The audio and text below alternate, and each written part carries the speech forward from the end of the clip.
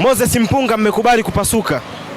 Tumefungwa, of course. Huwezi kukataa kufungwa, tumefungwa. Yes. Pengine mchezo ulikuwa ni wa namna gani? Kipindi cha kwanza mmewini, lakini kipindi cha pili ni kama mmetoka kwenye mfumo zaidi. Ukubwa wa Simba ama ni pressure tu ya mchezo husika?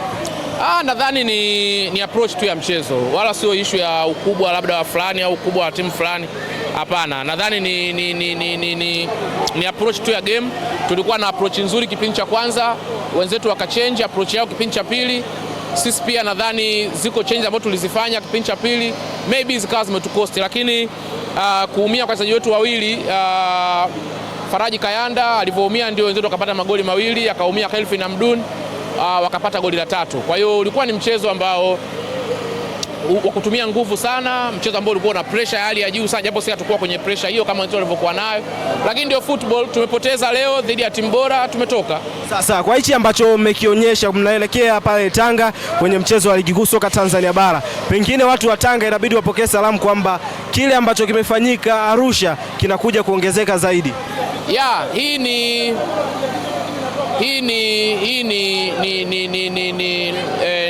Naweza nikasema hii ni ligi nyingine. Hii ni CRDB Federation Cup, ile ni NBC Premier League.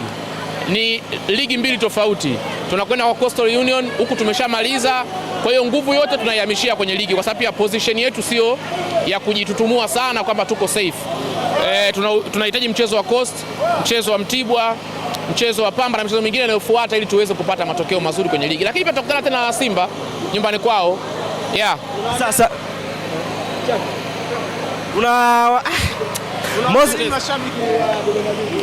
kwanza tunawashukuru, tunawapa pole kwa haya yaliyotokea leo. Hayakuwa matarajio yetu, lakini hata wao naamini hayakuwa matarajio yao. Kwa hiyo tunawapa pole, lakini ndio football. Kuna kipindi mna win, kuna kipindi mna lose, kuna kipindi mna draw.